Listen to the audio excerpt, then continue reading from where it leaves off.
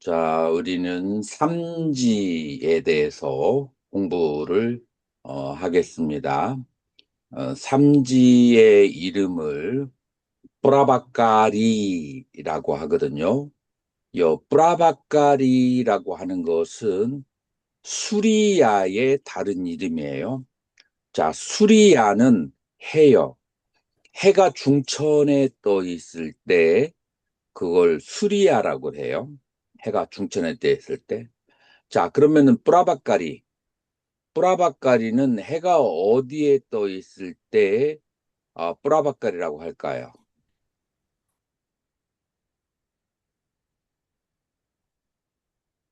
해가 막 뜨기 시작할 무렵. 그래서 여명이라고 하죠. 그래서 해가 막 뜨기 시작할 무렵의 해의 산스크리트 이름이 뿌라바까리라고 그래요. 자, 해가 막 뜨기 시작한다 라는 이름을 이제 발광지로 빛이 펼쳐진다, 빛이 일어난다라고 그렇게 했는데 발광지라는 이름보다도 나는 개인적으로 여명지, 빛이 이제 일어나기 시작한다라고 하는 여명지라는 이름을 선호해요. 자, 그러면 이 여명지라는 이름을 붙인 이유가 무엇인가? 자, 인간이 본래 태어날 때 본래 인간이 그 빛이 있었을까요? 없었을까요? 월견 스님. 있었습니다. 인간이 처음 이 지구에 올 때 원래는 지구의 사람이 아니었어요. 저기 색계 광명천이라고 하는 그런 이제 어, 우주인이었어요. 색계 광명천이라는 우주인이었는데 이 광명천이라는 이유를 쓰는 이유가 뭐냐면은 몸에 저 빛이 났기 때문에 광명천이라고 하고 그다음에 이들은 날아다닐 수가 있어요. 그래서 본래 날아다니고 빛이 나는 그런 이제 행성에서 지구로 오게 된 거예요. 근데 비행 접지로 왔다는 말은 없고요. 그냥 날아서 내려왔다라고 이제 그렇게 해요. 이제 이 경전에 보면은 그래서 몸에 빛이 났었는데 빛이 언제 사라졌느냐? 물과 땅의 에센스, 음식을 먹으면서 그러면서 빛이 사라지고 그 다음에 발이 땅에 닿고 걸어 다녀야만 됐다라고 그래요. 자, 그래서 본래 인간은 빛으로 가득 차 있는 거예요. 자, 그집 빛을 회복하는 상태가 바로 삼지보살 발광지라고 이제 그렇게 얘기하는 거예요. 자, 빛을 회복한다 라고 하는 것은 이제 무엇을 말하느냐 하면은 빛을 어떻게 회복하는가? 바로 어, 빛이 일어나는 것을 막았던 것이 바로 십악이었어요. 그 다음에 마음의 집착. 그래서 초지에는 마음이 대상에 집착하는 것을 다스리고 이지에서는 십악을 다스리고 그러면서 본래에 있는 빛이 회복되어지는 상태, 그게 여명지다. 근데 아직 완전히 회복되지 않았어요. 자, 언제 완전히 회복되느냐면 아주 그 회복이 강하게 되느냐면 제4지, 제4지 보살이 되었을 때 그때 회복이 강하게 되는 거예요. 그래서 삼지에는 이제 회복이 되어가기 시작하는 상태다라고 그렇게 말할 수 있어요.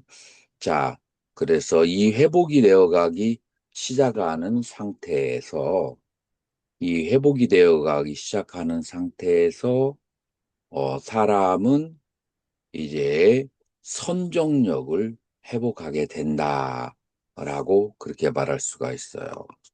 자, 그래서 이제 십지경을 내가 산스크리트에서 번역한 거예요.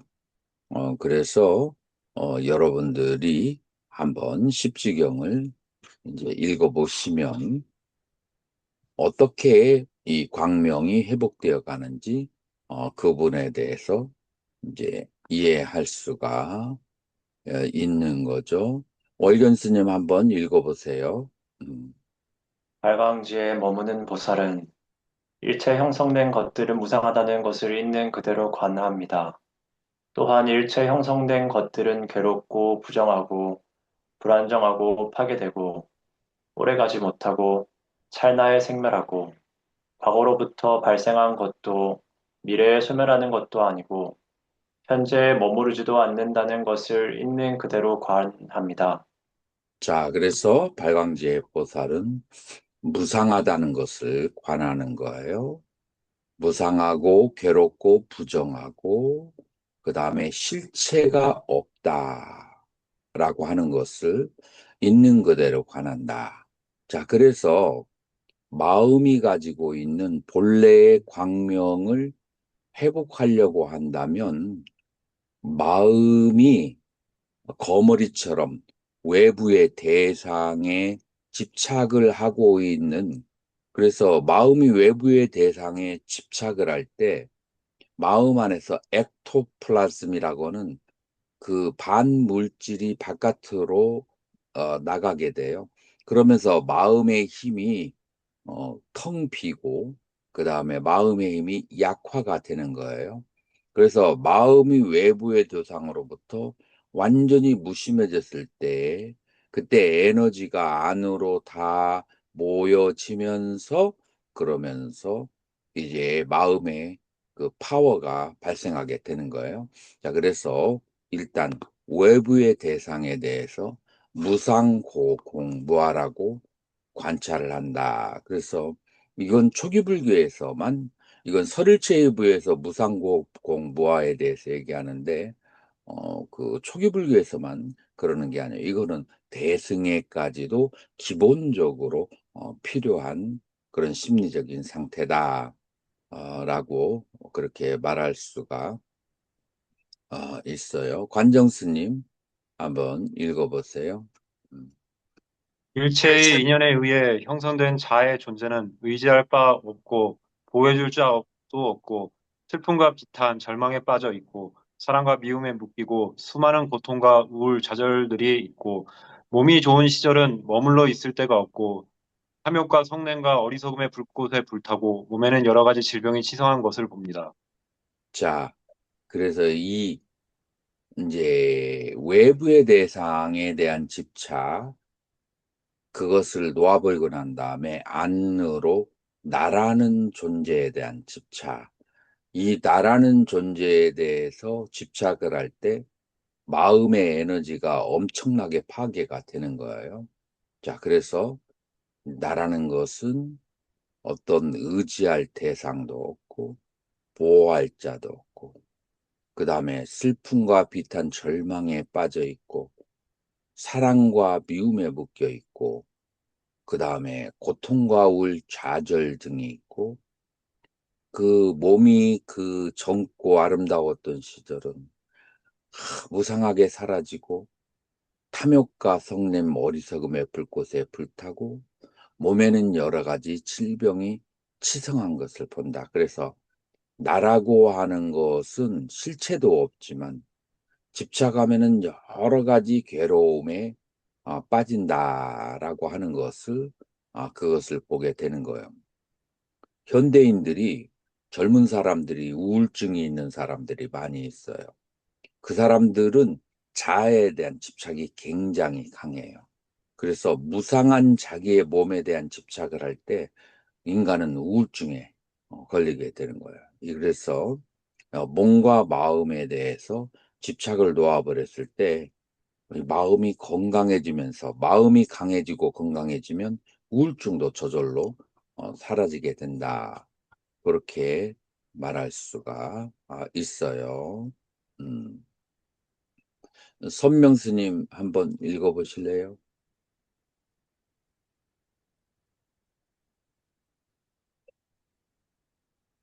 선명스님,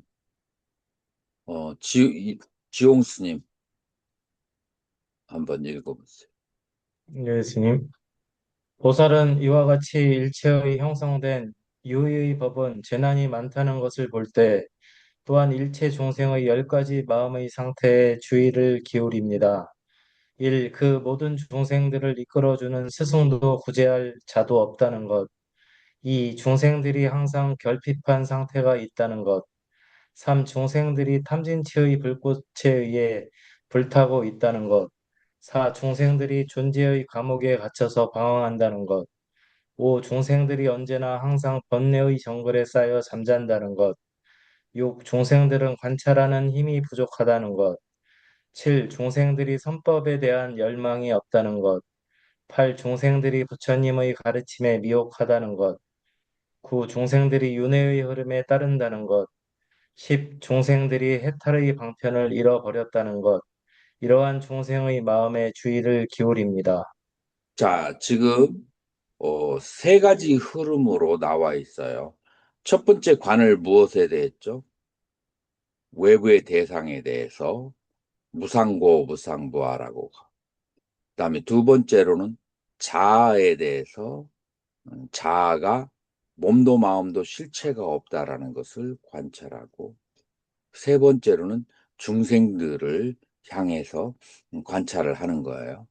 중생들을 향해서 관찰을 했을 때, 그때 중생들의 상태가, 이 중생들은 구제할 스승도 없고 항상 결핍하고 바라는 것이 많고, 그 다음에 탐진치의 불꽃에 활활 불타오르고 이르고 있고, 그 다음에 존재라는 감옥에 갇혀서 늘 그냥 그 사이클에서 죽고 태어나고 하면서 거기에서 방황한다는 건, 그래서 죽고 태어나고 하는 것을 마치 매트릭스처럼 자기의 실체를 보지 못하고 그 환영을 따라서 계속 생사에 헤매는 것을, 그걸 관찰을 하고, 중생들이 언제나 번뇌라고 하는 정글에 쌓여서 잠을 자니까 잠도 제대로 못 자고 편안하지도 않죠.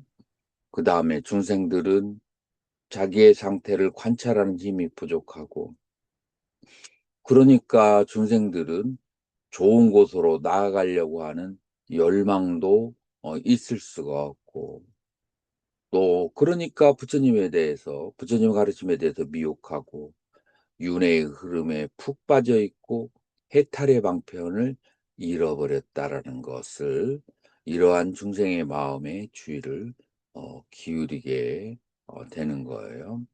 월견 스님, 이 열 가지가 마음에 와 닿나요? 좀 와닿습니다. 어, 완전히 와닿아요? 한 완전히 반절? 70% 정도. 70% 정도? 예, 이제 이런 중생들의 상태를 이해가 가면 중생들에 대해서 연민심이 안 생길 수가 없죠. 자, 그래서 1월 스님, 네, 스님. 읽어보세요.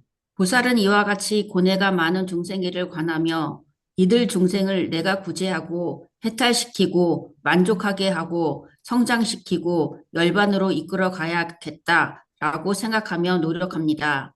자, 그래서 이 세상이 괴로우고 무상하고 실체가 없고, 나의 몸도 마음도 실체가 없고, 중생들은 그와 같이 수없이 많은 10가지의 고통에 빠져 있다는 것을 보았을 때, 그때 중생들을 내가 나라도 구제하고 해탈시켜야겠다, 열반으로 이끌어야겠다 라고 생각하는 것은 어찌 보면은 당연하겠죠. 그죠?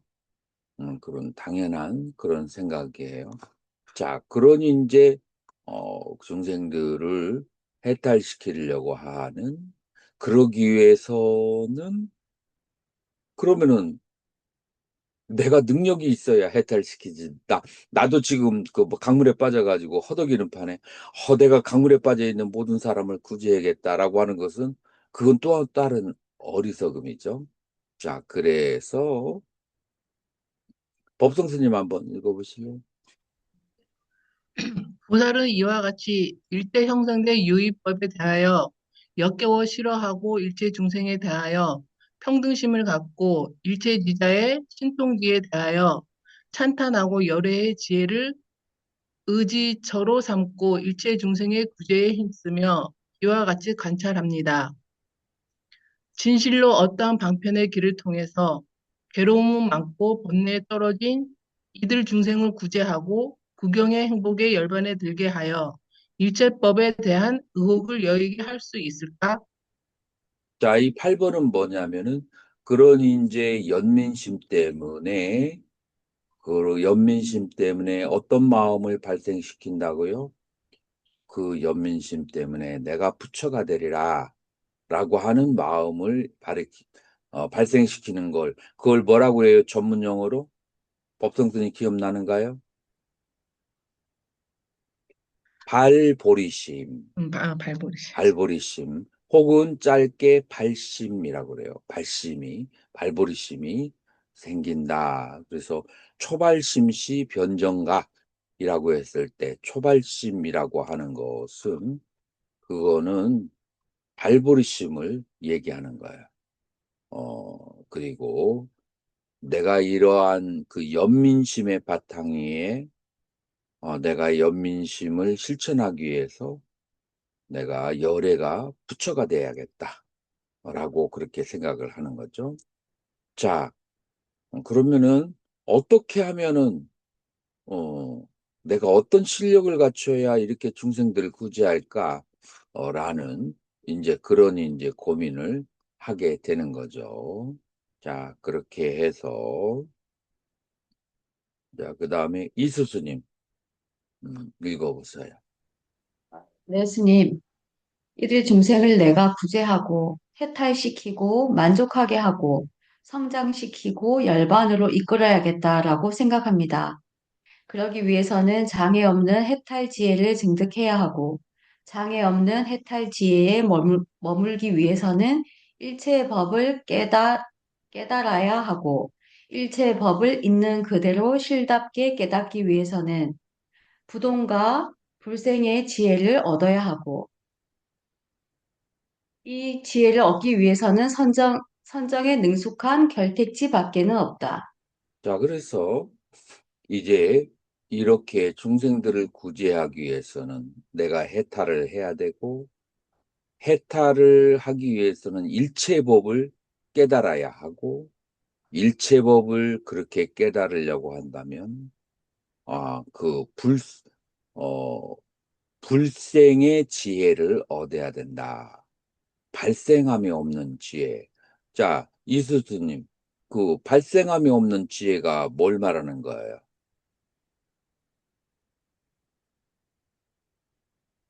모든 법이라고 하는 것은 조건에 의해서 잠깐 만나 있는 것이지. 그러니까 이수스님이라고 하는 것도, 그 다음에 법성스님이라는 것도 여러 가지 조건에 의해서 잠깐 만났다. 조건이 끝나면은 그 사라지는. 그것은 마치 뭐와 같으냐면은 하늘에 떨어 있는 구름이 잠깐 모였다가, 그다가 날씨가 변하면은 구름이 바람에 의해서 그냥 흩어지고 사라지는 것처럼 실체가 없다. 다만 그렇게 보일 뿐이지 본래의 실체가 없다라는 것을 불생의 지혜를 깨닫는다. 그런 지혜를 얻어야 되고, 이 지혜를 머리로만 아는 게 아니라 몸으로 체화시키고 체득하려고 하면은 선정을 얻어야 된다. 여러분들, 천태의 수행에서도 이 십바라미를 닦기 위해서는 선정의 힘이 필요하다라고 했고, 그 다음에 여기 십지경에서도 이런 모든 능력을 갖추려면 선정력이 있어야 된다라고 얘기하는 거예요. 그래서 우리가 뭐 그냥 지혜가 뛰어나고 변제가 뛰어나서 천하의 모든 법을 다 얘기한다 할지라도 몸이 아주 암에 걸리거나 죽음의 직전에 가서 몸이 아주 고통스러울 때 그때도 그 법이 흔들리지 않으려고 한다면 그때 흔들린다면은 내가 알고 있는 것은 몇 푼의 가치가 되느냐라는 거예요. 내가 알고 이해하는 것은 그때의 상태에서도 그 불생불멸의 지혜가 아주 현전해서 내 마음이 흔들리지 않는 그런 상태가 되려면은 결국은 아는 것보다도 더 중요한 것은 선정력이다. 라고 그렇게 하는 거예요. 자, 그 다음에 범,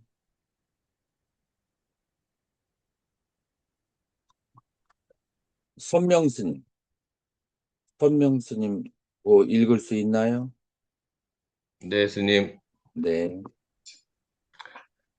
보살은 이와 같이 능숙한 관찰 지혜를 갖추고 점점 더 바른 법을 찾아 나아갑니다. 보살은 밤낮으로 법을 듣기 간구하고 법을 들음에 만족함도 피곤함도 없이 갈구합니다. 보살은 법을 기뻐하고 법을 즐기고 법을 의지하고 법을 향하고 법을 따르고 법에 마음을 기울이고 법에 열중하고 법에 안착하고 법을 보호하고 법을 법답게 실천합니다. 자, 요거 다음까지 같이 읽도록 하자고요. 보살은 이와 같이 불법을 구하기 위해서는 그것이 어떠한 보물, 즉 재물, 곡물, 창고, 저장고, 가옥의 종류라도 혹은 황금, 보주, 진주, 다이아몬드, 묘한석, 나패, 서곡, 산호, 금운전의 종류라도 보시하지 않음이 없고 마침내는 몸의 그 어떤 부분이라도 아낌없이 보시합니다. 그러므로 보살은 가르침의 한 구절이라도 설하는 법사를 얻는 것이 귀하고 어렵다는 생각 이외에는 그 어떠한 다른 것이 법보다 더 귀하다고 얻기 어렵다는 생각을 하지 않습니다.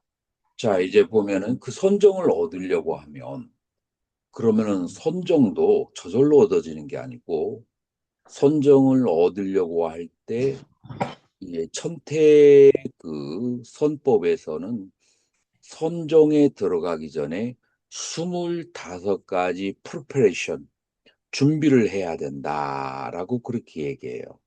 그래서 25가지가 첫 번째 5가지 그룹에서 중요한 것은 무엇이냐면은 바로 참회, 계율을 지키고 계율을 지키지 않은 것에 참회를 해야 되는 것이 첫 번째 그룹의 가장 중요한 것이다라고 볼 수가 있고 두 번째 5가지는 오욕락을 다스려야 되고 그 다음에 세 번째 5가지는 마음 안에 5가지 장애, 5장이 없어야 된다.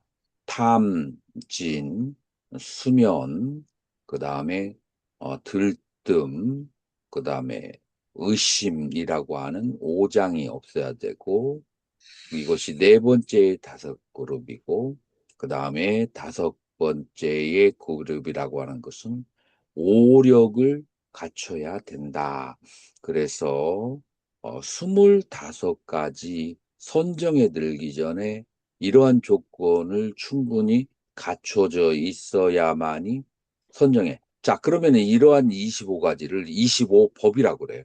그러니까 법에 대해서 선정에 들으려면은 그 법에 대해서 알아야 되고, 자, 초선, 2선, 3선, 4선에 들어갈 때도 법에 들어가는 법과 앞으로 나아가는 법과 앞으로 나간다는 것은 초선에서 2선, 2선에서 3선, 그 다음에 뒤로 물러나는 법.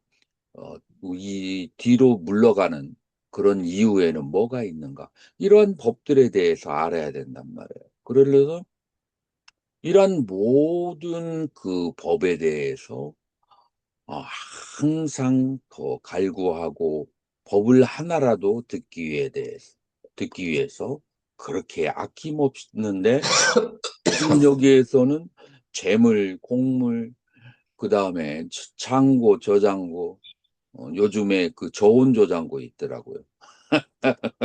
저온저장고에 과일 같은 거 뭐 몇 개월 놔둬도 안 상하는 그런 저장고, 가옥, 황금, 보주, 진주, 다이아몬드, 묘한선 앞에서 그 세상의 어떠한 귀한 것이라도 다 보시를. 근데 여기는 목적이 있어요, 없어요? 목적이 있어. 법을 얻기 위해서. 심지어는 내 몸의 일부분 전체를 다 보시하더라도 하나도 아깝다는 생각을 하지 않는다. 왜 아깝다는 생각을 하지 않느냐? 어차피 이 몸은 내 것이 아니고 세월이 흘러서 늙고 병들고 사라지게 되는 실체가 없는 것이기 때문에 지금 잠깐 있는 동안에 이거를 사용해서 이 몸을 사용해서 이 법을 먹기 위한 도구로 사용해야 된다. 그래서 이 보살은 이 법을 얻으려고 하는 생각 그 외에는 이 세상에 이 법보다 어떤 것이 귀하거나 그렇게 중요하다라고 생각을 하지 않는다는 거예요. 근데 요즘에 사람들은 요즘에 그 선정을 닦는 사람들은 그렇게 생각하지 않죠. 법보다도 카드 한 장이 더 중요하고 법보다도 내 손에 있는 노란 지폐 하나가 더 중요하고 이렇게 생각하는데 진짜 법을 얻기 위해서는 이래야 된다. 우리가 작년에 공부할 때 이 작년에 공부할 때 이제 공부를 조사선을 공부할 때 이 마음 외에는 모든 것을 쳐버리는 그런 수행을 공부를 했어요.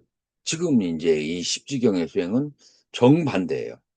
이 세상의 모든 것이 하나라도 그렇게 음 귀하지 않은 것이 없어요.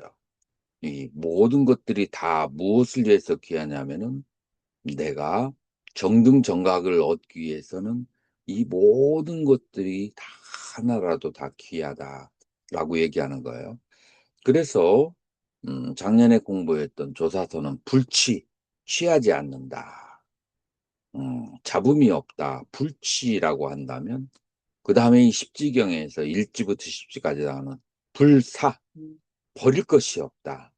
그래서 십지경을 나는 뭐라고 얘기하냐면은 불취불사라고 그렇게 딱 한마디로 얘기해요. 취할 것도 없지만 버릴 것이 하나도 없다라고 하는 거예요. 이게 바로 중독의 세계이다라고 하는 거예요. 그래서 이 내가 깨달은 그 공이 하나도 버릴 것이 없으면서 모든 것을 다 닦아 나가는, 그러면서 선정 속에서 선정이 흩어지지 않는 상태, 이것이 참된 깨달음의 이상적인 상태다라고 그렇게 말을 할 수가 있는 거예요. 자, 그다음에 범덕 스님. 네, 안녕하십니까. 보살은 가르침을 위하여 그것이 밖에 있거나 안에 있는 어떠한 대상, 물건이라 할지라도 그것들을 보시하지 못할 것이 없습니다. 또한 그분이 어떠한 스승이건 모시고 공경하는 것을 기꺼워하지 않음이 없고 어떠한 자만도 교만도 여의고 교만 없음에 나아가며 어떠한 신체적 고통도 견뎌내지 못할 것이 없습니다. 보살은 일찍이 듣지 못한 법의 한 구절 듣는 것을 삼천대천 세계에 쌓인 보물을 얻는 것보다 기뻐합니다. 보살은 잘 설해진 한 설해 개송 듣는 잘 것을 설해진 한 예, 계속 듣는 것을 전윤성왕의 왕위를 얻는 것보다 기뻐합니다. 보살은 보살의 실천행을 청정하게 하는 아직 듣지 못한 법의 한 구절 듣는 것을 수십만 법에 걸쳐서 제석천이나 천상의 주의를 얻는 것보다 기뻐합니다. 보맹 스님은 어디 갔어요? 고맹스님 지금 저기 역 강의실에서 지금 예, 켜고 있습니다. 음. 역 강의실에서. 자, 그래서 이 보살은 법의 한 구절 듣는 것을 삼천세 대천세계의 보물을 얻는 것보다도 기뻐합니다.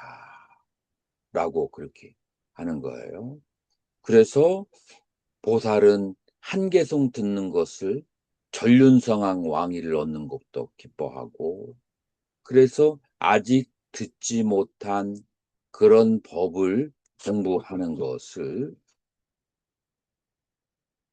아직 듣지 못한 법을 하나를 듣는 것을, 그것을 수십만 겁의 제석천이나 천상의 지위를 얻는 것보다도 더 기뻐한다 라고 하는 거예요. 그래서 보살은 이와 같은 그 법에 대한 신심을 가지고 있다라고 하는 거예요.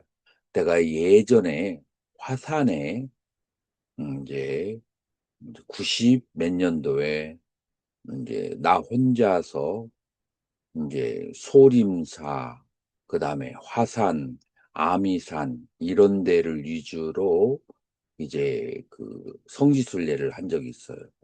그래서 화산 아래에서 한 노인을 만났어요.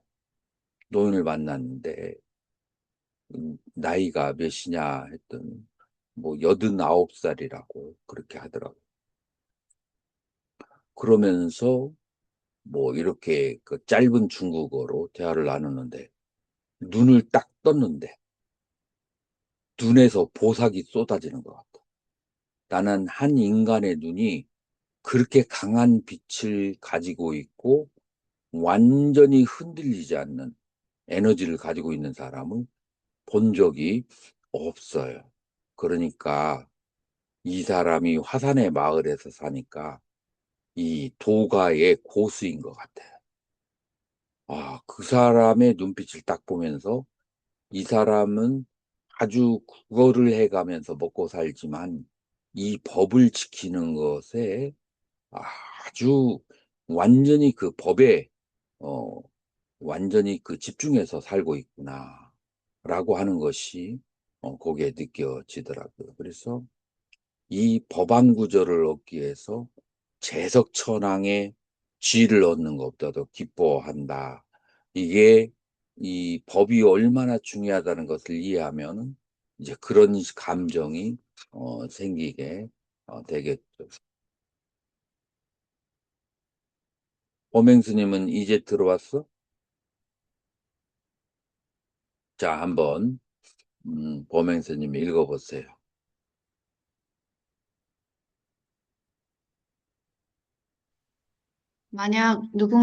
만약 그대가 온통 화염이 가득 찬 불구덩이에 스스로를 던져 자신의 몸에 크나큰 고통을 감수한다면 나는 정등각께서 설하신 보살행을 청정하게 하는 이 가르침의 구절을 그대에게 들려줄 것이다. 라고 말할지라도 그 말을 들은 보살은 이와 같이 생각합니다. 자, 뒤까지. 자, 읽어보세요. 무상 정득각께서 설하신 이 보살의 청정에 관한 이 한 구절의 가르침을 위해서는 범천의 세계에서라도 삼천대천 세계에 가득 찬 불구덩이 속으로 나의 몸을 던질 터인데 하물며 평범한 불구덩이는 말할 것이 있으랴. 또한 부처님의 가르침을 배울 수만 있다면 실로 모든 지옥과 악도의 고통을 겪는다 할지라도 감수할진대 하물며 인간의 고통쯤이야 말할 것이 있으랴. 라고 보살은 이와 같이 정진을 일으켜 법을 열심히 구합니다. 그래서 음, 그는 들은 바 법에 대하여. 들은 바 법에 대하여 바르게 관찰하는 자가 됩니다. 자, 그래서 어떤 사람이 그 범행스님 네. 저기 막 그냥 불타는 그 산이 있는데 그 속으로 음, 몸을 던진다면 그러면은 한 구절의 부처님의 가르침을 가르쳐 줄 거야. 라고 누군가가 그렇게 한다면 어떻게 생각하느냐면은 범행스님이 이 그 정등각께서 가르쳐 주신 이 한 구절의 가르침을 위해서는 범천이라고 하는 지극히 광명이 가득 차고 지극한 선정에 있는 상태에서도 불구더기로 몸을 던질 준비가 돼 있는데 하물며 반고반락 고통도 많고 즐거움은 별로 없는 이 인간 세상에 이 몸 하나 던지는 것은 그까짓 그거는 아무것도 아니다라고 생각을 하면서 또 어떻게 생각하냐면 내가 이 부처님의 법 하나를 배우기 위해서는 지옥과 사막도의 고통을 다 겪는다 할지라도 이 법 하나를 배운다면은 다 감수할 수 있는데 이까지 인간의 고통쯤이야 말할 것이 있으리라 라고 생각하고 법을 구하는 마음에 불태전의 마음을 일으킨다. 이 불태전의 마음을 일으키는 게 바로 선종의 상태가 되는 거예요.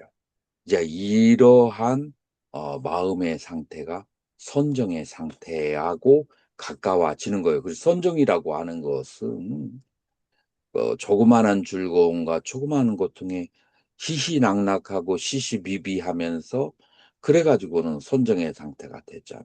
이 법을 위해서 모든 것을 다 버릴 준비가 되어 있을 때 선정의 문에 바로 들어가게 된다라고 하는 거예요. 관정 스님 읽어보세요. 이 법을 듣고 보살은 홀로 조용한 곳에 머물면서 이와 같이 사유합니다. 이들 불법은 가르침을 여법하게 실천함으로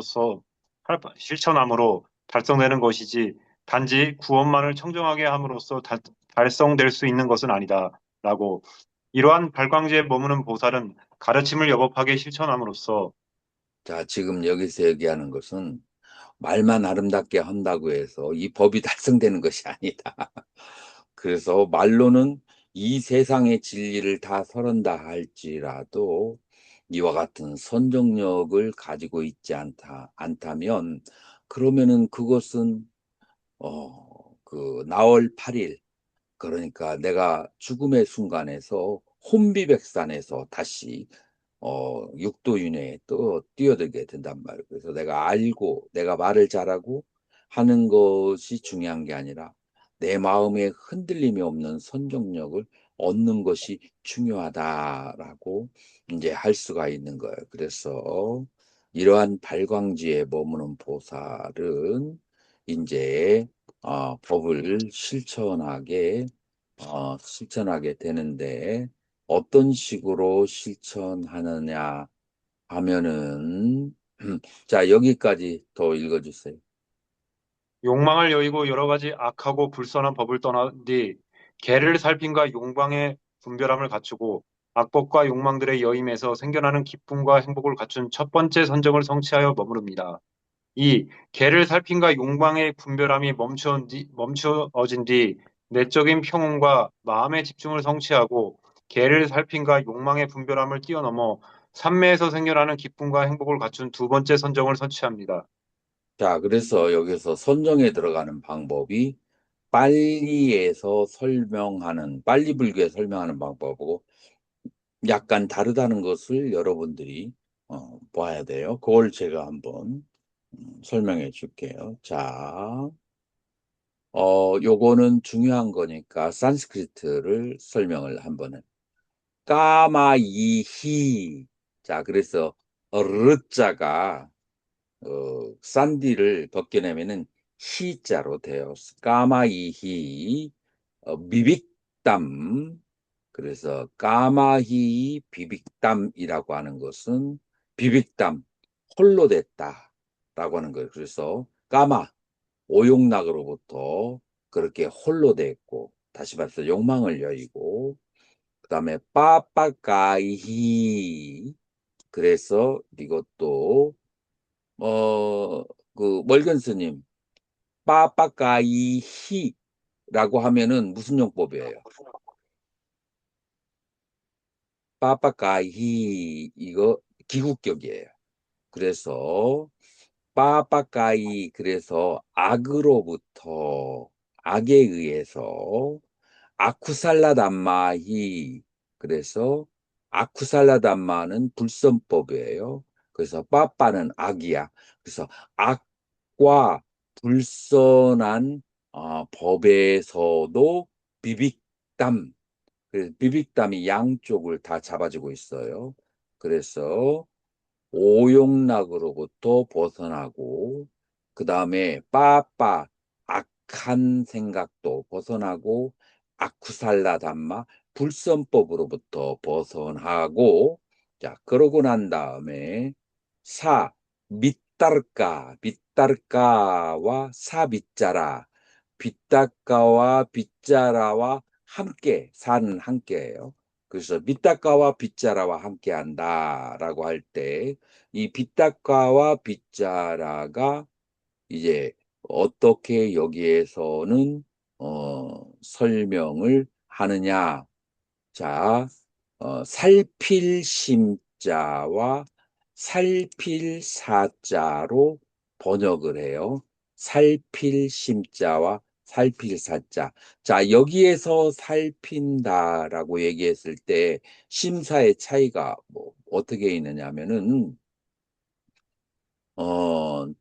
빗닦아라는 외부적인 상태를 살피는 것. 그러니까 몸과 입의 상태를 살피는 것은 빗닦아고 윗자라는 섬세한 것을 살피는 거예요. 내 안에 있는 심리적인 상태를 살피는 거예요. 자, 그렇게 해서 밖을 살피고 그 다음에 안을 살펴서 그래서 비백과 잠 그래서 그 살핀 그 대상으로부터 여의게 된다. 자, 그러면은 무엇을 살피게 되냐면은 개와 어긋난 것을 하고 있는 것. 자, 쉽게 얘기해서 여러분들이 시박이 있는데 시박 중에서 칠락은 몸과 입으로 관련돼 있고 사막은 어, 마음과 관련돼 있죠. 그래서 칠학을 관찰하는 것은 빗다르까하고 그 다음에 삼막을 관찰하는 것은 윗자라예요. 그래서 몸과 입의 7가지 약. 자, 지금 누가 읽었죠? 관정 스님. 제가 칠학이 읽었습니다. 무엇과 무엇의 칠학이죠? 얼른 한번. 칠학. 칠학이요. 응. 그 얘기하시는 것 왜 주가 들어가? 같아요. 또, 또, 망, 방, 기여, 기여, 양설, 양선, 악어, 악구, 그다음에 찐친. 그 다음에 이제 탐진치. 그러니까 기여, 양설, 악구까지는 빗따라. 그러니까 바깥을 관찰하는 마음으로. 그 다음 탐진치는 미세하단 말이에요. 빗자라. 안을 관찰하는 마음으로 이 시박을 비백과 시박을 멀리 여의어서 오는 그러한 청정한 상태 그런 의미로 여기에서는 빗닦아 밑자라가 쓰여졌어요. 자, 그러고 나서 그런 상태가 되면은 뭐가 또 따라오냐면 뿌리띠가 삐띠예요. 브리티 수캄 프라타맘 디아남 우빠삼빠야 우파삼파디아 비하라띠, 뿌리띠스카, 뿌리띠, 몸의 그런, 마음의 그런 환희와 그 다음에 수카, 몸의 즐거움이 있는 프라타맘 디아남 첫 번째 선정을 우빠삼빠디아 비아라띠 그것을 갖추어서 머물게 된다라고 하는 거예요.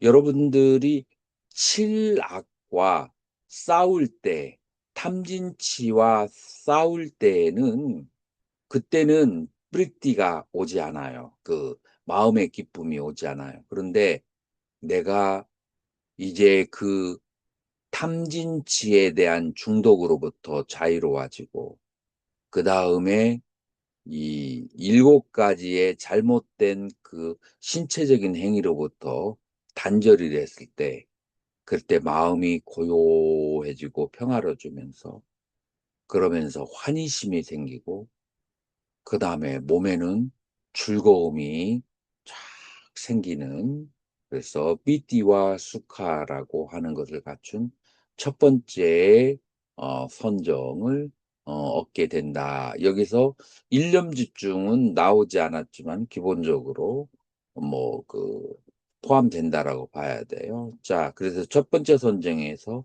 중요한 것은 뭐냐면은 미따르까 미짜라로 무엇을 다스리냐? 그것을 오용락과 까마이, 그 다음에 빠빠까이, 그 다음에 남들에게 악하게 하려고 하는 생각, 그 다음에 아쿠살라담마, 불선법, 그런 것들을 다 내려놓고, 그리고 칠악도 내려놓고, 사막도 내려놓고, 이제 그런 상태에서 이제 마음과 몸에 즐거움이 생긴다라고 하는 거예요. 관정 스님, 스님은 운전할 줄 알아요? 예, 운전합니다, 스님. 운전하는데 갑자기 스님이 차를 타고 가는데 전속력으로 지금 꼬불꼬불한 길을 가는데 전속력으로 옆차가 추월을 해. 그런데 앞에서 차가 와. 그래가지고 스님 있는 대로 막 차가 막 이렇게 와가지고 접촉사고나 놀람이 있었다면은 이 사람을 흔쾌히 용서할 수 있을까요, 없을까요? 없습니다, 저는. 스님은 단호하시네. 이거를 좀, 자비에 대해서 좀 많이 생각을 하는데, 그때 그거에 대해서 좀 안 해준다고 하면은, 오히려 그게 음, 좀 그때 억울져서 처벌을 해줘야 된다. 게 스님. 그래서 두 가지가 있어요. 내가 깃발을 들고 상대방에게 선악을 갖춰야 된다.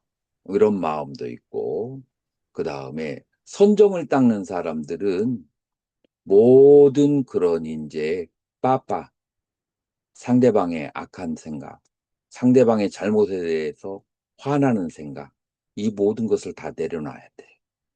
선정을 원한다면, 선정을 원한다면, 만약에 정의를 원한다면, 그러면은 이제, 그렇게 해도 되는데, 선정을 원한다면은, 누가 무슨 잘못과 실수를 한다 할지라도, 그거를 다 내려놔야 돼요. 내려놔도 쫓아와요. 그 쫓아오는 그 마음을 그걸 다스리는 것이 쉽지가 않는데 선정을 얻으려고 할 때는 그 화나는 마음, 탐욕의 마음, 이 모든 것을 다 내려놔야 된다. 그래서 첫 번째 선정이 들어간다. 그렇게 볼 수 있어요. 그 다음에 그는 밑따르까 밑자라남 무유빠사맛. 그래서 그 바깥에 대한 관찰과 안에 대한 관찰을 하는 동안에 마음이 완전히 쉬지 못해요. 그렇기 때문에 그 관찰하는 마음도 완전히 쉬어버리는 거예요. 그래서 무육바사만 가라앉히고 아디핫드마 삼프라사닷 쨌다서 에꼬띠 바바. 그래서 아디아트마라고 하는 것은 내적인 삼프라샤다, 내적인 평화와 째따싸, 마음의 에꼬띠 바밭, 마음이 하나로 집중된 그런 상태에서 아비따르감, 아비짜람, 그러니까 밑따르까 밑자라, 그러니까 외를 바깥을 살피고 안을 살피고 하는 그 살피는 것을 다 놓아버리고 사마디잠, 삼매에서 발생하는 프르티수캄 드빗디암 디아남 우빠삼바다야 비아라띠.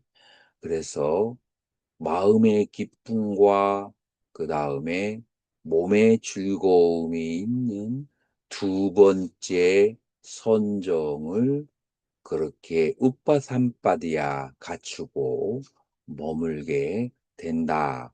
그래서 초선과 이선의 차이는 뭐냐면은 이 초선을 성취하기 위해서는 내가 계율을 어기지 않는지를 관찰하는 마음과 그 다음에 내 안에 탐진치가 있는지 없는지를 계속해서 서칭하는 그런 마음을 있어서 욕망과 악을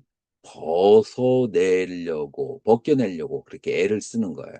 자, 그런데 그게 다 벗겨진 다음에는 이 안과 밖을 관찰하는 그 마음이 있는 동안에 마음이 완전히 쉬지를 못해요. 그래서 이 선에서는 그 관찰하는 마음을 다 놓아버리고서 마음이 하나에 집중됐기 때문에 오는 삐띠와 수카, 마음의 기쁨과 즐거움을 즐기면서 머무른다.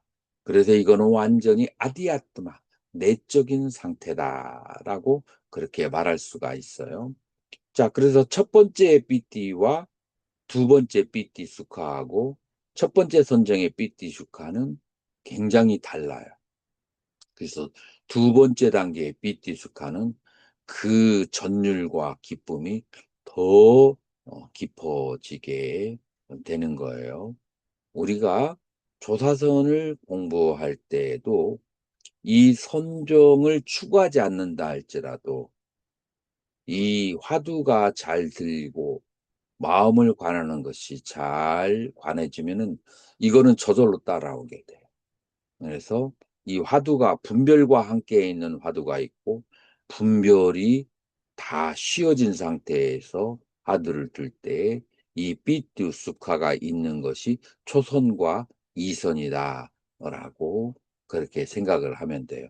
이런 상태가 없으면은 아직까지는 뭐라고 할까 불선과 욕망과 여러 가지가 자기 자신을 화두를 들어도 따라다닌 것은 아직 충분하지 못한 초선에도 들지 못하는 상태다라고 스스로 관찰을 할 수 있어야 된다라고 하는 거예요. 그래서 관정 스님이 집에 개는 무사한가요? 작년에 뭐 개에게도 불성이 있는가 그거에 꽂혔다면서 그 개는 아직도 무사해요? 작년에는 그 개가 아니라 그 저기저 스님 그 호리병 속에 새로 기억하는데 그 아이, 개는 제가 안 해봤어요. 처음에는 부자 아, 무불성 얘기했어. 그때요. 어. 자, 그래서 그런 거를 관하더라도 지금 이런 상태가 아직 오지 않는다면 아직 내가 분별 속에서 의리선을 하는 것다라고 판단할 줄 아는 게 그게 바로 법이야. 그리고 내가 이런 상태가 있다. 내가 의리선이 아니라 진짜 선을 하는구나. 진짜 들어갔구나. 이런 것들 판단하는 것, 그 법. 그 법을 배우기 위해서 보살은 모든 것을 다 버릴 준비가 되어 있다. 라고 그렇게 하는 거예요. 자, 그러면 지용 스님 한번 다음에 읽어보세요. 애착이 사라진 뒤 평온, 알아차림, 올바른 알림이 있는 몸의 행복이 일어납니다. 성인들이 말한 바의 평온과 알아차림이 있고 기쁨은 없으나 행복이 있는 세 번째 선정에 머무릅니다. 4. 그는 행복과 고통이 먼저 버려지고 그 후에 만족이나 어, 불만족의 두 가지도 왜 이게 저절로 그쪽으로 가? 계속 읽어줘. 사라진 뒤 괴로움도 즐거움도 없고 평온함과 알아차림이 청정해진 네 번째 선정을 성취합니다. 자, 그래서 제 3선은 기쁨에 대한 애착이 사라지고 평온 알아차린 올바른 암이 있는, 나는 한글을 읽으면 확 와닿지가 않아. 그는 보살은 뿌르띠히 비라가 욱백샤꽃 비하라띠. 그래서 어 뿌르띠히 비라가, 그래서 마음의 그 환희, 그 기쁨에 대한 애착으로부터 벗어난 뒤 우백샷도, 마음이 평온한 데서 비아라띠 머무르고 스무르띠맘 알아차림으로 충만하고 삼프라자남, 그러기 위해서 바른 알미 있는 숙함, 그리고 행복감이 있는 까예나 프라띠 상베다야띠. 그래서 몸에 몸에 대한 그런 느낌, 어떤 느낌? 이 행복감이 있는 그런 느낌의 상태가 일어난다. 자, 여기서는 분명히 뭐라고 하냐면은 숙함을 까예나 프라티삼베다. 몸에 대하여 느낌을 지금 여기에서 구체적으로 설명을 하죠. 자, 그래서 삼선의 상태는 무엇만 있느냐? 몸에 대한 행복감, 기쁨만 남아 있어요. 정신적인 뿌르띠 비라가, 정신적인 기쁨에 대한 애착이 사라지고, 그 다음에 우백샤, 마음의 평등한 상태가 있으면서 스무르띠맘 삼빠자남, 그래서 정념 정지가 있는 거예요. 그래서 정념과 정지와 그 다음에 숙하, 이 세 가지가 있고, 그 앞에 2단계에는 삐띠 숙하 두 가지가 다 있다겠죠. 삐띠는 사라지고 숙하만 남아있다. 자, 그래서 이 삐띠가 사라진다라고 하는 것은 무엇을 말하느냐 하면은, 삐띠가 사라진다는 것은 이 삐띠라는 상태는 정신적인 기쁨, 환희심이에요. 여러분들 예를 들어서 내일 뭐 설악산에 간다. 혹은 여러분들이 우리 일주일 있다가 승가대에서 금강산에 성지순례를 갈 거예요. 라고 한다면, 김정은 씨가 승가대 스님들은 특별히 금강산을 그 12,000봉을 다 구경할 수 있도록 허락을 해줬다라고 해요. 라고 했을 때 여러분들 마음이 어때요? 마음이 어떨까요? 그 마이크 켜고 얘기해봐. 마음이 즐거울 것 어떨까? 같습니다, 스님. 이해됩니다. 그, 그런데 마음이 기쁘다고 해서 지금 내가 당장 뭐 아이스크림을 먹었다거나 아니면은 몸에 어떤 즐거움이 지금 현재 있는 건 아니잖아요.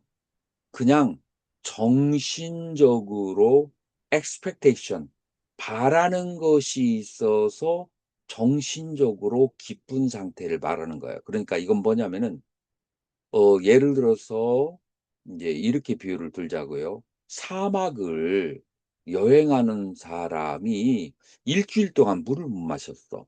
일주일 동안 물을 못 마셨는데 저쪽에 오아시스가 있다. 야호 할 때 그때의 상태는 프리띠일까요? 수카일까요? 월견 선생님. PT입니다. 자, 그러면 이 삐띠와 수카의 차이점은 뭐예요?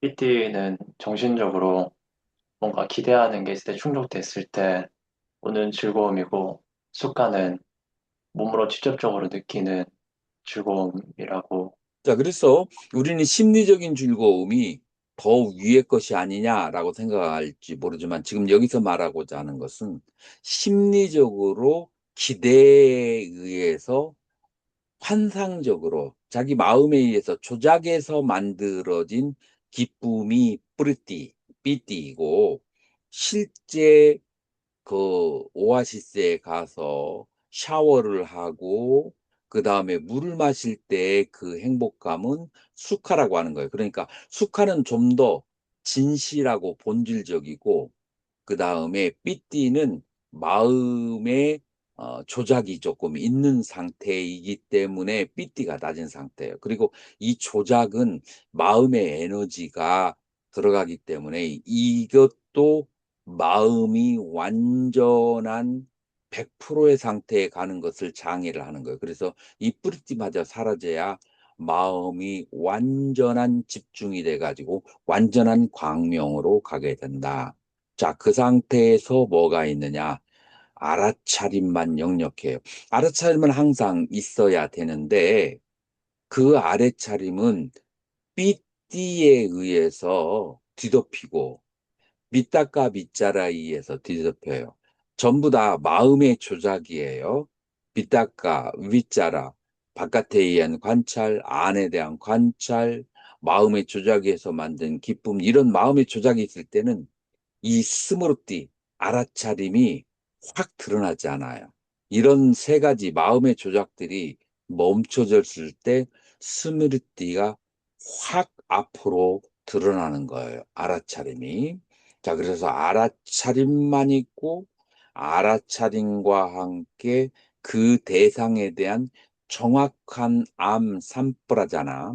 이것이 있으면서 몸으로는 아주 기쁜 행복감만 있는 그런 상태, 좀 더 순도 높은, 예를 들어서 골드바로 얘기한다면, 삐띠가 있는 것은 60%의 순금이라고 한다면, 삐띠가 사라진 다음부터는 90%의 순도로 올라가게 되는 거예요. 자, 그것이 바로 삼선의 상태다. 라고 그렇게 하는 거예요. 야따 아레아 아짝샤떼 성인들이 말하는 우백샤카 스무르팀 그래서 평등한 마음과 스무르팀 자, 이 평등한 마음이 중요해요.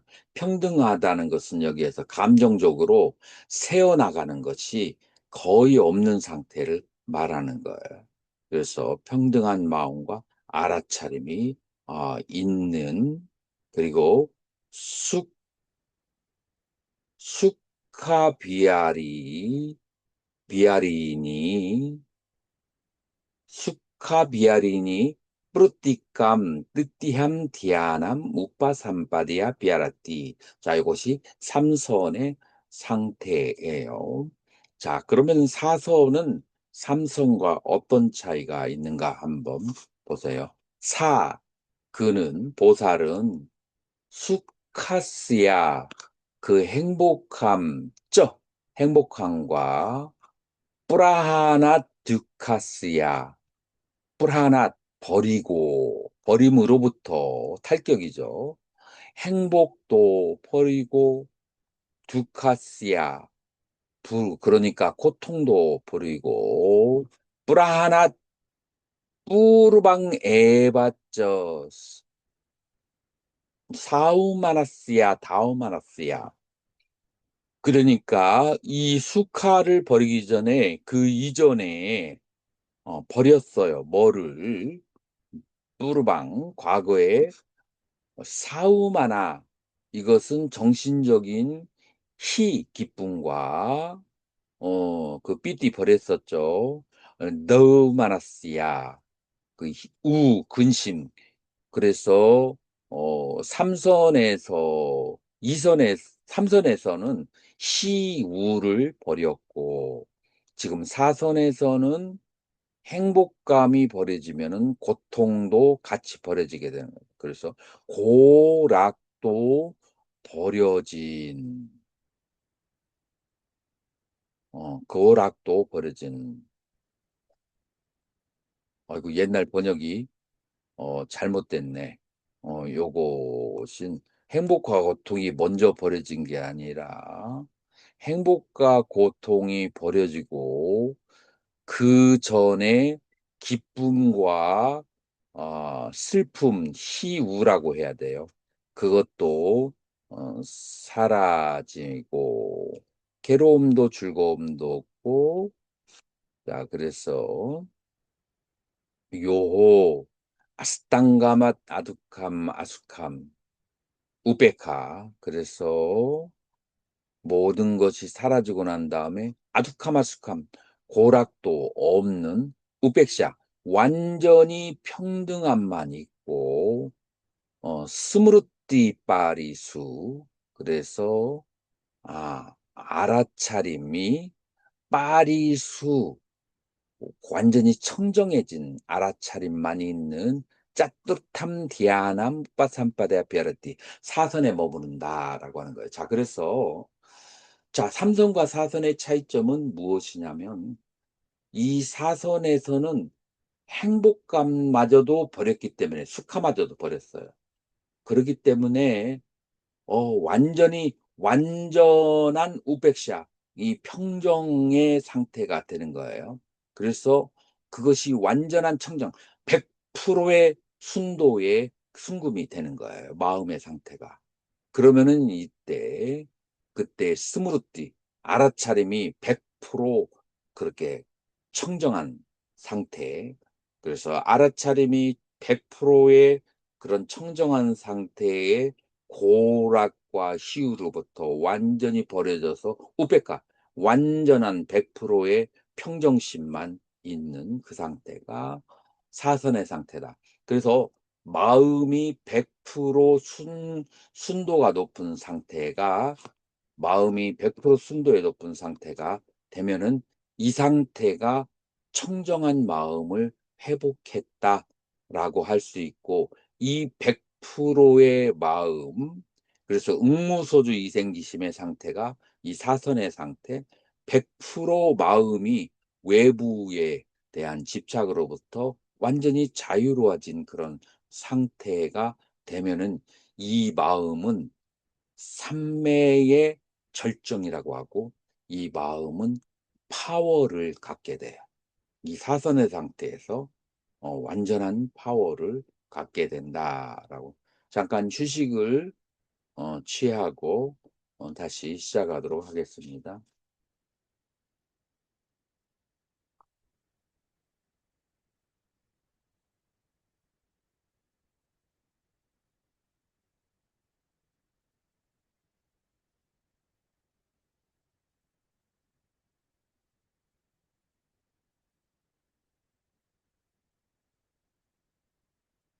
간의 끝이 없음을 취하여 머뭅니다.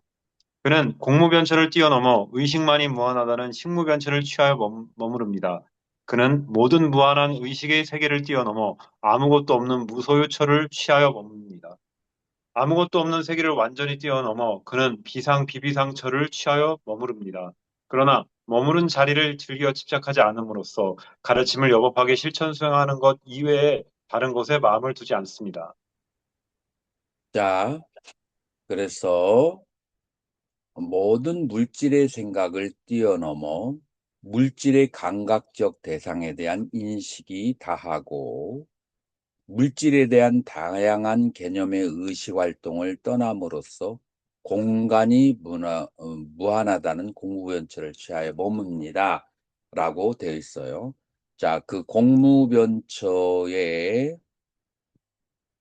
그 이름이 사사르바 루파산야남 사마티크라마 프라티카 상냐남 아스탕가마 나나뜨바 산야남 어마나시카랏 어나나따감 아카샴 이띠 아카샤난 띠아따남 우빠산바닥. 자, 그래서 이 공무변처 이름이 뭐냐면은 아카샤라고 하는 것은 에테릭 허공을 말해요.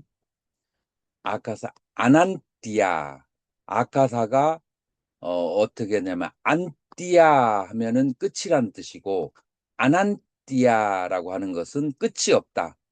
허공이 끝이 없다는 아야따나 처에 그렇게 의식을 머물면서 지낸다라고 하는 거예요.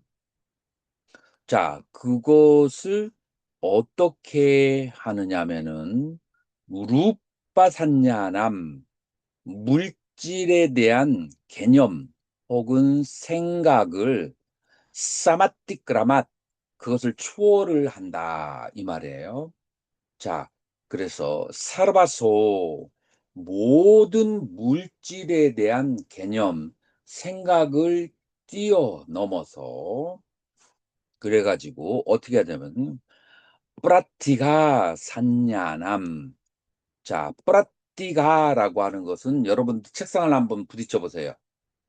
부딪히면은 뭐 무슨 느낌이 있어요? 저항이 있죠.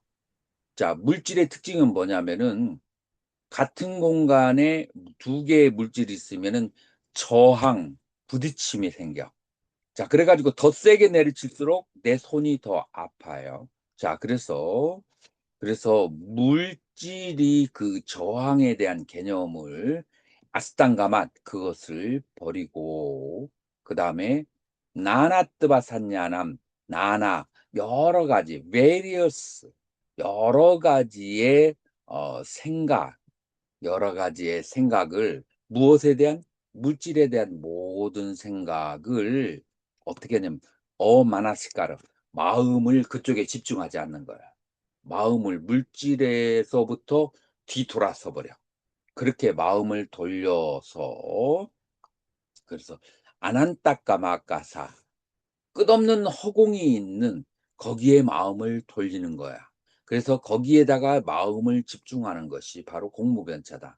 자, 이것을 정리해서 얘기하자면 뭐냐면은 물질에 대한 물질이라고 하는 것은 5가지 감각기관이 5가지 감각 대상에 대해서 부딪힘이 있을 때 물질에 대한 인식이 발생하는 거예요.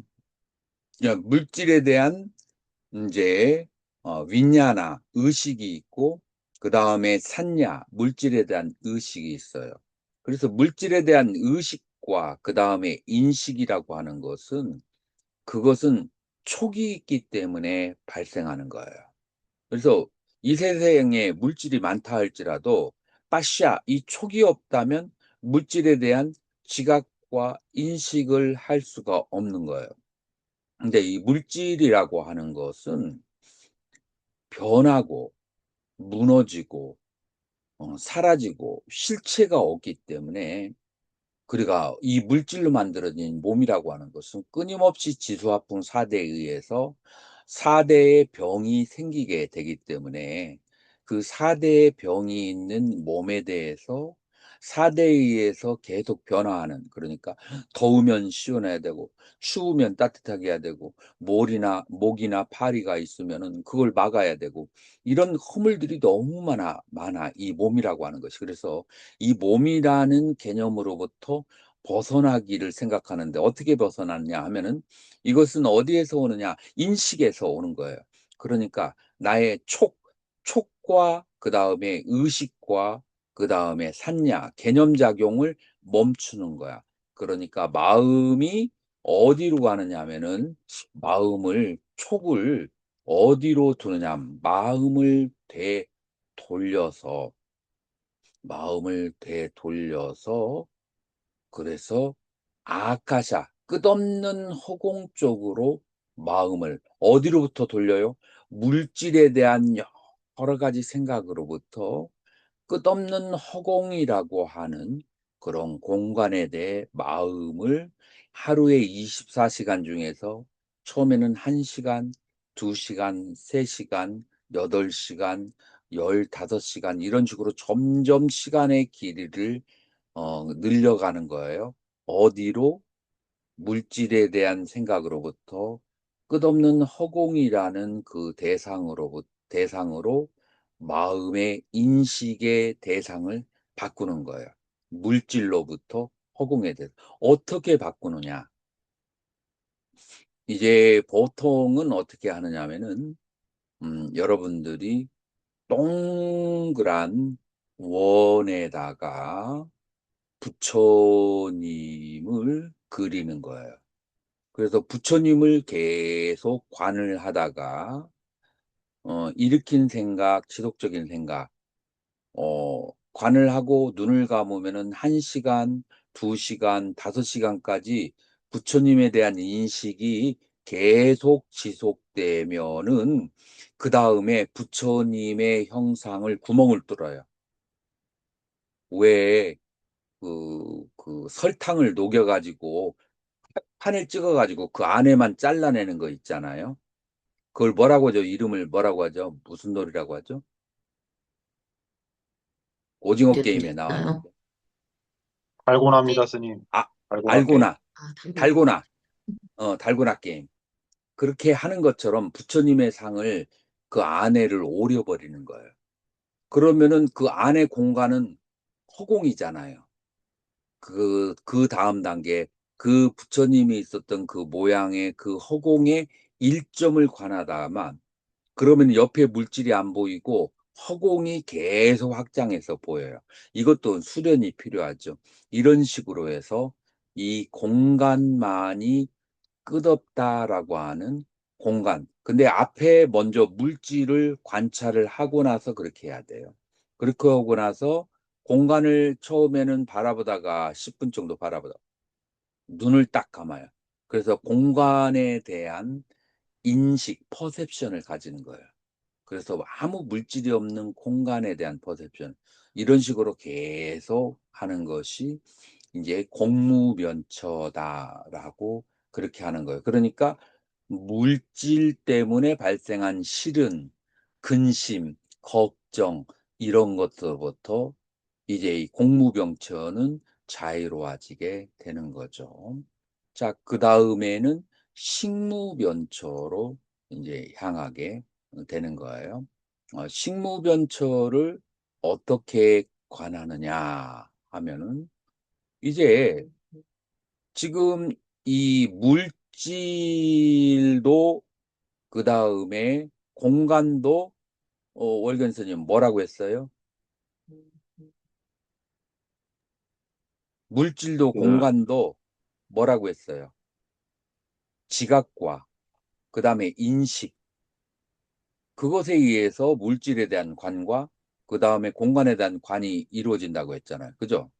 그러니까 중요한 네. 포인트는 뭐냐면은 촉에서부터 식에서 상, 촉식상이 중요하다라고 하는 거예요.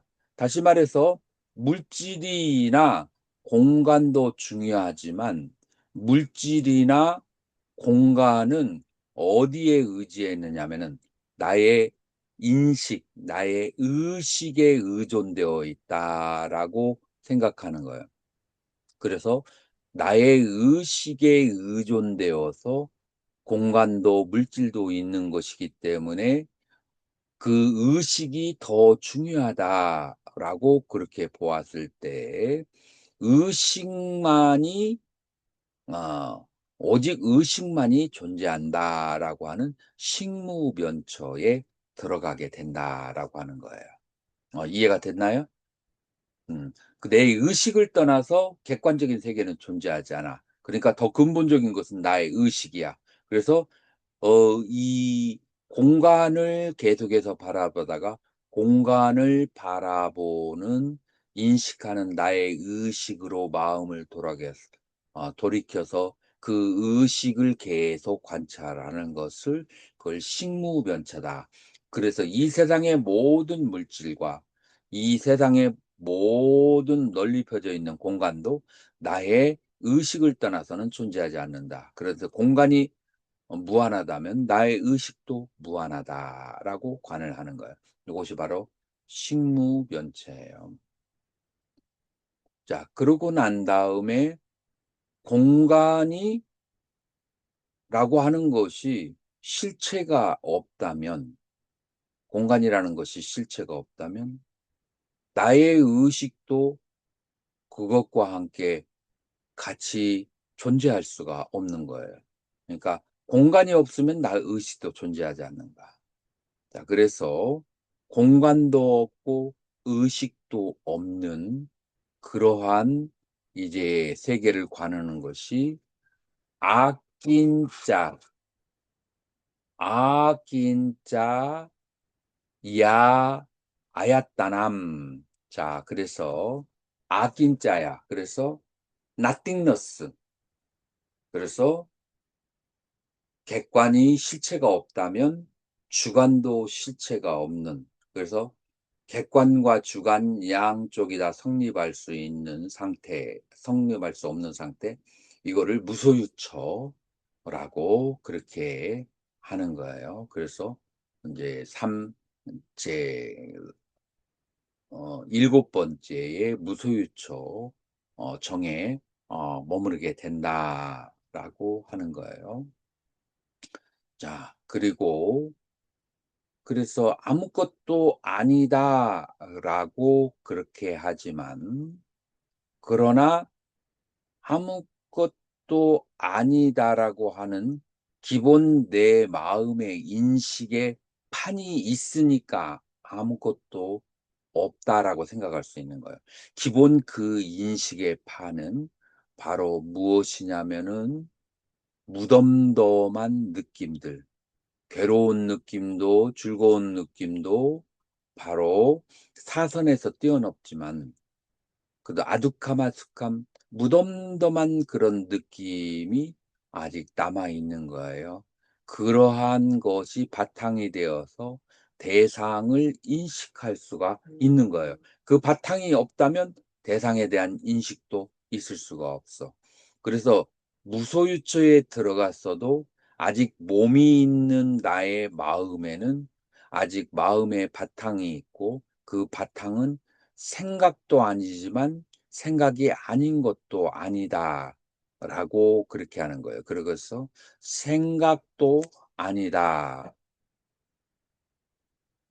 여기에 보면은 너 에바 샀냐? 생각이 아니에요.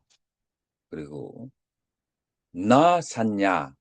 글쎄, 생각이 아닌 것도 아냐. 여기에 있는 너가 바로 여기에 있는 문장 전체를 가로치고 다시 부정을 해요. 생각이 아닌 것도 아니다. 그래서 너가 샀냐와 너 샀냐 양쪽을 다 다시 곱해주는 거예요. 그래서 생각도 아니고 생각이 아닌 것도 아닌 그 처에 머무르게 된다. 지금 여기에서는 이 8, 그 비상비비상처에는 인간이 가지고 있는 무기의 느낌과 무기의 생각과 무기의 욕구, 그러니까 무덤덤한 느낌, 무덤덤한 생각, 무덤덤한 욕구, 수상행 중에서 무기에 해당하는 것이 아직 마음 바탕에 깔려 있어서 완전히 완전한 상태는 아닌 상태가 팔선이다라고 그렇게 말할 수가 있어요. 그래서 마음이 있는 곳에는 아직 무기가 있으니까 마음이 남아있다라고 그렇게 말할 수 있는 거예요. 월견 스님 읽어주세요. 무량심.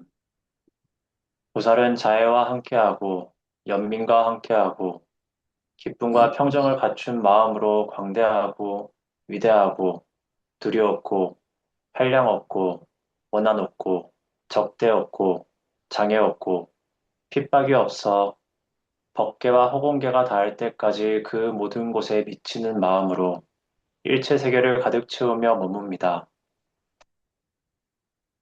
자, 여기에서는 마이트리 사가 때나, 자, 이 상태에서 이 보살은 항상 마이트리 친밀감과 함께 하고, 그 다음에 또 찌떼나 비플레나 마하가떼나,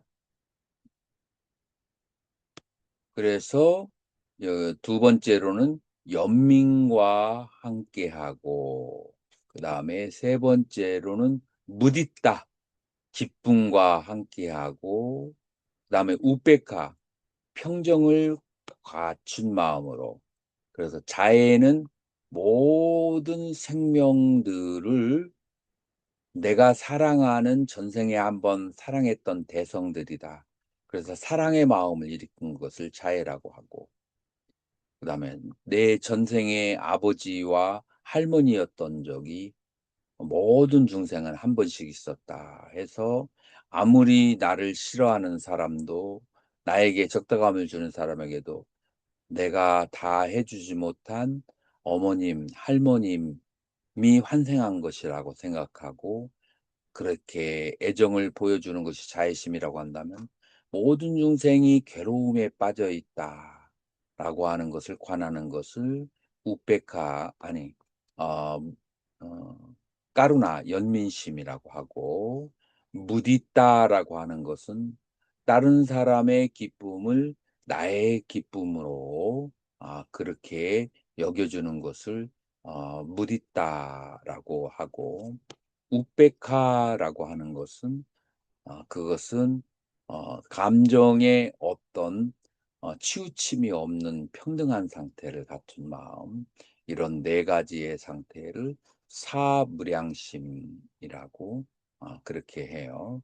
자, 이러한 마음으로 항상 그렇게 보살은 같이 한다라고 말할 수가 있어요. 이러한 마음을 가졌을 때 이제 보살은 능력이 발생하기 시작하는 거예요. 자, 1월 스님 한번 읽어보세요.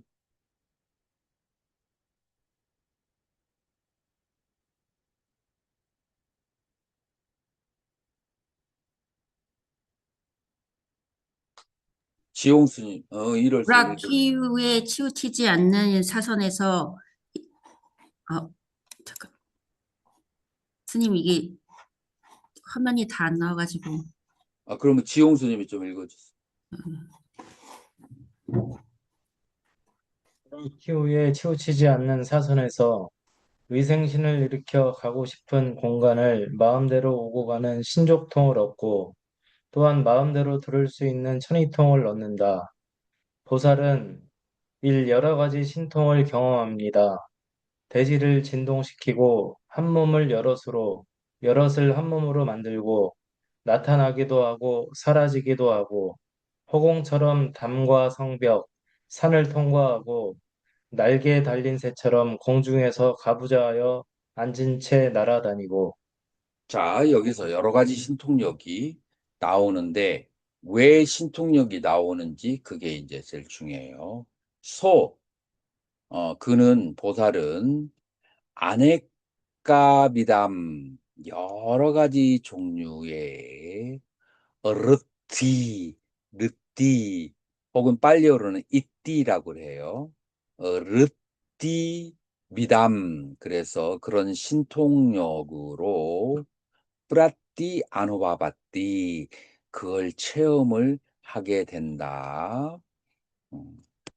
뿌르뜨빔 앞비, 그래서 뿌르뜨빔 앞비 깜빠야띠, 에꼬아삐 붓뚜바 바우뚜바 바바띠.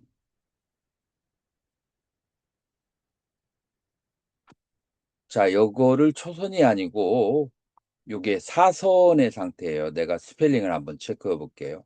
뭐가 좀 빠진 것 같은데. 그래서 빨리어는 빠따비라고 짜뚜루라고 하는데 왜 여기는 뿌르띠라고 했느냐? 그래서 사선의 상태에서 지금 여기 산스크리트가 좀 빠졌어요. 자, 그냥 설명을 해줄게요. 자, 사선의 상태 아까 얘기했죠. 사선의 상태 누가 기억하나요? 심리적인 상태가 어떻게 된다겠죠? 시우는 삼선에서 다스려졌고 사선에서 락과 고와 전부 다 놓아졌어요. 그래서 고라키우라고 하는 네 가지가 다 멈춰지니까 뭐가 난다고 했어요? 스무르띠 빠리숫다. 이 알아차림이 완전하게 청정하게 돼 있고 우페카 그리고 평등한 마음의 상태가 돼서 마음이 헌드레드 완전히 그런 이제 평화롭고 그 다음에 가득 찬 상태가 되죠. 이 상태에서 마음이 한 마음을 일으켜서 내가 허공을 날아가야겠다라고 생각을 일으키면 내 몸에서 내가 생각으로 만든 마음, 그 만든 몸이 몸 밖으로 나가요. 그래서 마노마야 까야라고도 얘기해요. 마음으로 만들어진 그런 몸이에요. 마음으로 만들어진 몸이 내 몸 바깥으로 나가면서 그러면서 100m 그다음에 1km, 10km 전후 좌우로 그렇게 다닐 수가 있다. 자, 그것을 의생신 혹은 의성신이라고 그렇게 해요. 그 의성신은 사선의 상태에서 그런 것이 생기는 거죠. 자, 그래서 마음대로 그렇게 다니는 것을 뭐라고 그래요? 르띠바다 신족통이라고 그렇게 해요. 동서남북 어디로부터 마음대로 다니다가 그러다가 소리를 들으면 그 오다 가다가 소리를 들으면 그걸 뭐라고 해요? 천이통이라고 그렇게 하는 거예요.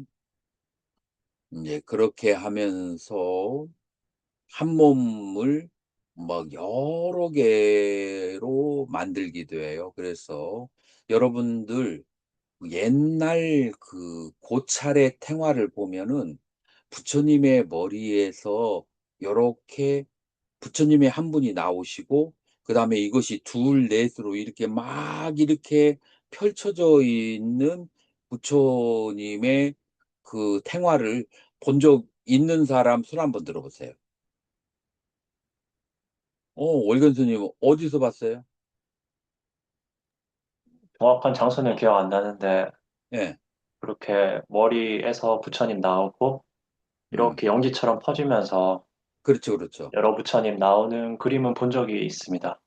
예, 이것이 그 능원경 1900년대에 능원경으로 이렇게 수행을 하시는 그 스님이 계신데 이름이 갑자기 생각이 안 나는데 그분의 그 능원경 뒷장에도 나와 있고 그 옛날 오래된 탱화에도 나와 있는데 이제 그게 이제 신족통이에요. 여러 몸으로. 그다음에 이제 이 몸은 무슨 몸이에요? 뜻으로 생각으로 만든 몸이에요. 그러니까 걸리지가 않아요. 물질이 아니라서. 그래서 허공이 뭐 담, 선벽, 산 이런 데를 그렇게 다 통과를 하게 되는 거죠. 그렇게 마음대로 다니는 것을 신족통이라고 그렇게 하는 거예요. 관현 스님 한번 읽어 보세요.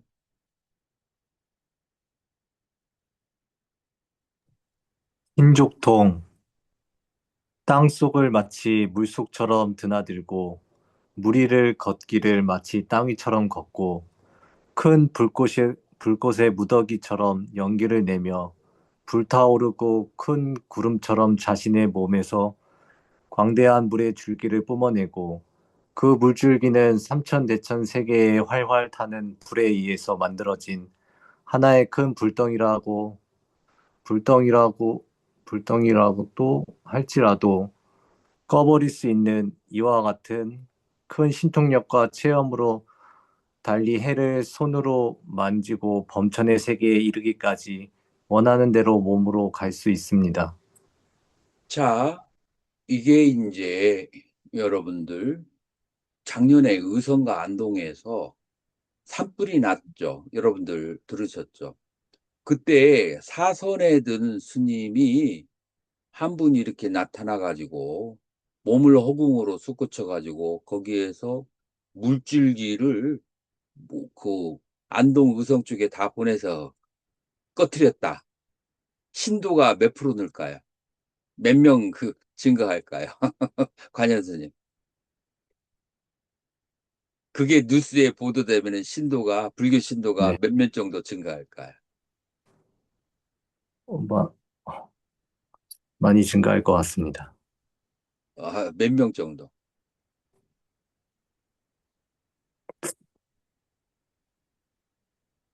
음, 10만 명? 100만 명? 한 10만 될 것 같습니다. 10만. 스님이 현대인의 심리를 모르는구나. 100만 명은 최소한 증가해. 그러니까 이런 선정력과 신통력에 의해서 포교를 하고 중생을 구제하는데 엄청나게 속도감이 있을 수가 있다라고 이제 하는 것을 얘기하는 거예요. 자, 그렇게 해서 나도 스님들 강의 안 하면은 이 능력이 생길 수 있는데 강의를 하면서 이 능력이 사라지. 자, 그래서 요것을 신족통이라고 그렇게 하는 거예요. 그러니까 해와 달까지, 그러니까 다른 행성까지라고 여러분들 생각을 해요. 다른 행성, 요즘에 일론 머스크가 화성 가려고 하는데, 그런데도 이 의성신으로는 마음대로 왔다 갔다 할 수가 있다. 그렇게 보면 돼요. 아, 법성 스님.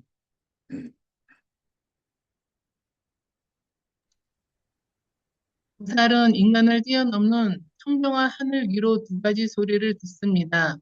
그것이 천상이거나 인간이거나 미세하거나 거칠거나 멀거나 가까운 소리도 나아가 모기 등의 벌레, 파리의 소리도 듣습니다.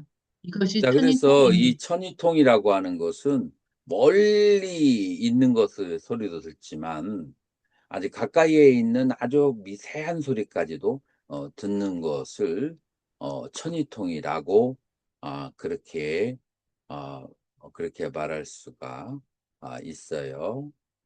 범덕스님.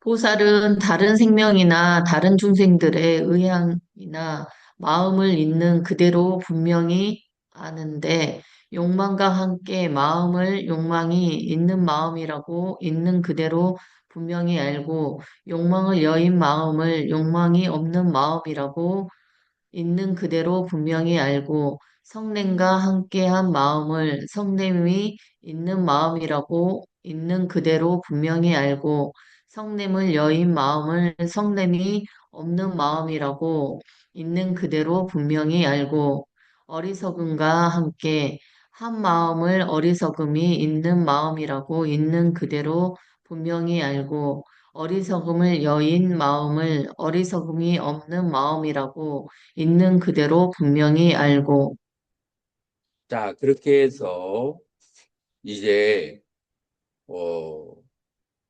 이것을 다른 중생들에게 탐진치가 있는지 탐진치가 없는지를 사선이 되어야 알 수가 있어요.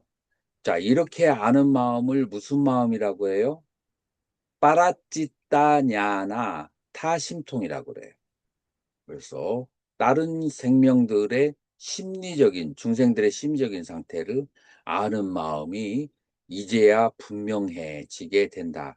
그러니까 다른 중생들의 마음을 정확하게 아니까 그 중생들의 마음에 맞추어서 법문을 할 수가 있는 거예요. 그러니까 이 사람은 욕심이 가득 찬데 그것을 성냄이 많은 사람에게 해야 되는 자비관을 시키게 되면은 그러면은 욕심이 더 커져. 욕망이 많은 사람이 자비관을 하면은 욕심이 더 드실득실해져요. 그래서 수행도 제대로 가르칠 수가 없어. 그럼 욕심이 많은 사람은 부정관을 시켜야 되고 썩냄이 많은 사람에게 바로 자비관을 시켜야 되는 거예요. 그래서 명상 주제를 주는데도 타심통이 있어야 명상 주제를 바로 줄 수가 있다라고 그렇게 말할 수가 있는 거예요. 이수스님, 예수님, 예, 전생의 읽어보세요. 삶의 기억에 대한 암, 숙명통. 보살은 전생의 여러 가지 삶의 형태에 관하여 기억하는데, 한 번 태어난 것을 기억하고, 두 번 태어나고, 세 번 태어나고, 네 번 태어나고, 다섯 번 태어나고, 10번 태어나고, 20번 태어나고, 30번 태어나고, 40번 태어나고, 50번 태어나고, 100번 태어난 것을 기억하고, 수백 번 태어나고 수천 번 태어나고 수십만 번 태어나고 일겁의 세계가 파괴되고 일겁의 세계가 생성되고 수많은 겁의 세계가 파괴되고 수많은 겁의 세계가 생성되는 것을 기억하고 백겁, 천겁, 십만겁, 억겁, 백억겁, 천억겁, 십만억겁, 나아가 수십만억 나유타겁을 기억하며 당시에 나는 이러한 이름, 이러한 종성, 이러한 태생을 지녔고, 이러한 음식을 먹고, 이러한 수명으로 이만큼 오래 살았고, 이와 같은 즐거움과 괴로움을 받다가 그곳에서 죽은 뒤에 이곳에 태어났는데, 그곳에서 죽은 뒤에 이곳에 태어났다. 이와 같은 형태를 갖추고, 장소를 갖추고, 특징을 갖추고 있는 전생의 여러 가지 삶의 형태를 기억합니다.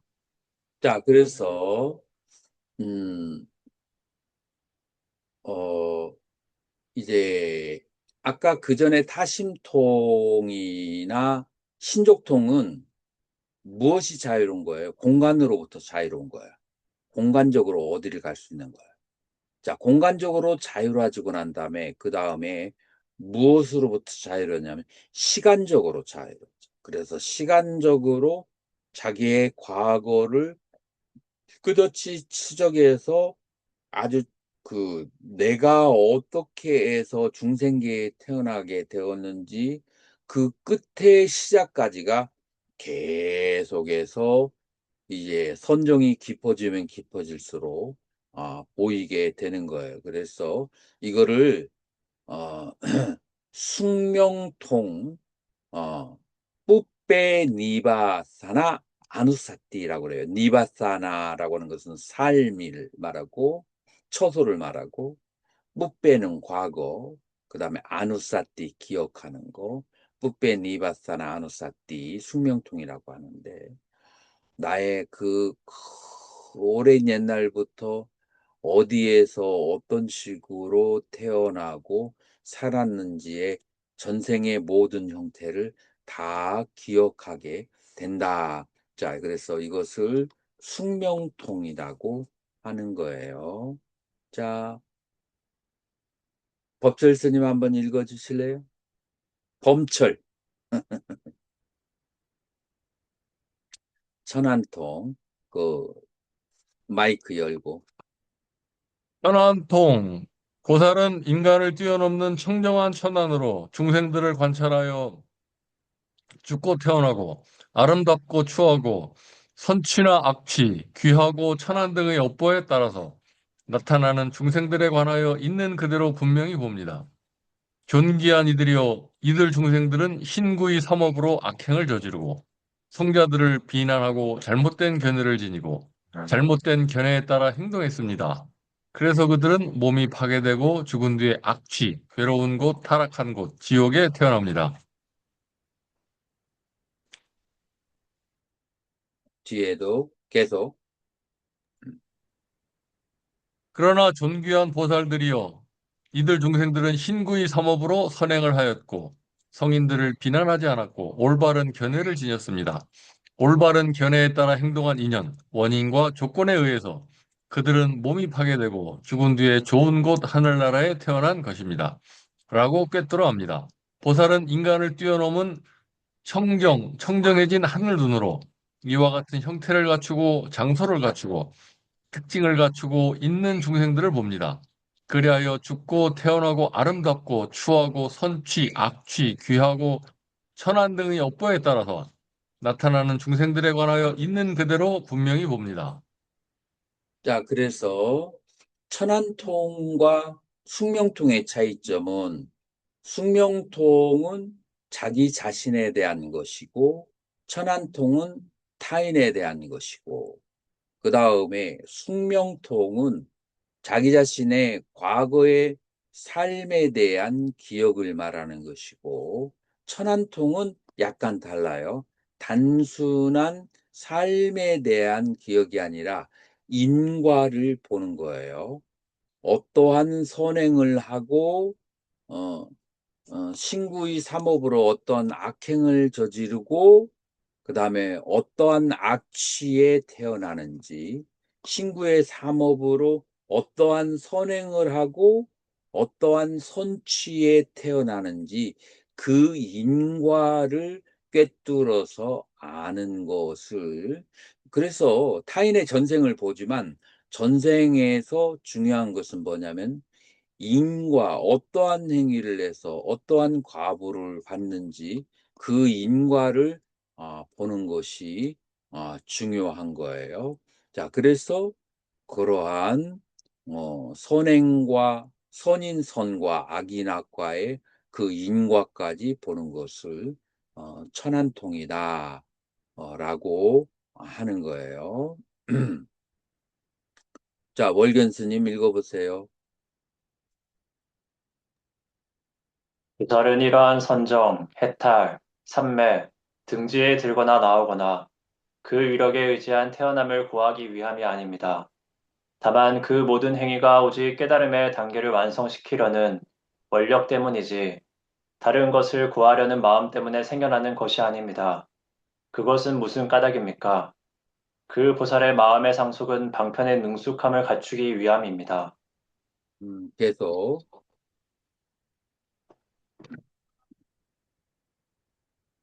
이러한 발광지에 머무는 보살에게는 서원의 힘에 의해 수많은 부처님의 실제의 몸으로 나타나다니 곧 수백의 부처님, 수천의 부처님, 수십만의 부처님, 수십만 나유타의 부처님, 수억의 부처님, 수백억의 부처님, 수천억의 부처님, 수십만억의 부처님, 수십만억 나유타의 부처님이 실제의 몸으로 나타납니다.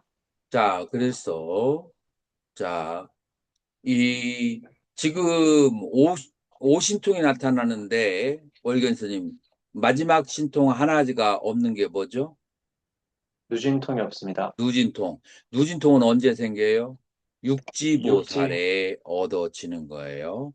지금 이 삼지보살은 오신통까지 삼매와 그 다음에 삼매로 인한 선정력과 그 다음에 신통력을 얻는 거예요. 자, 누진통을 얻지 못하는 이유가 뭐예요? 아직 12연기란 사성제에 대해서 그렇지. 법에 대한 깨달음이 없어서 그래요. 그래서 사지보살은 37조덕품, 오지보살은 사성제, 육지보살은 12연기, 이 법에 대한 깨달음이 완전히 갖춘 다음에, 그 다음에, 누진통을 얻게 되는 거예요. 그래서 삼매가 가지고 있는 것은 선정과 신통력에 제한되어 있고 선정과 신통력을 얻은 다음에 사성제, 37조도품 사성제 12연기를 닦는다는 이 순서는 여러분들 대념처경을 살펴보시면 대념처경에도 순서가 이런 식으로 되어 있어요. 그러니까 초기 불교에서의 삼매와 깨달음의 단계와 대념처경의 삼매와 깨달음의 단계에 대해서 여러분들은 이제 그 논문을 쓸 준비가 되게 되는 거예요.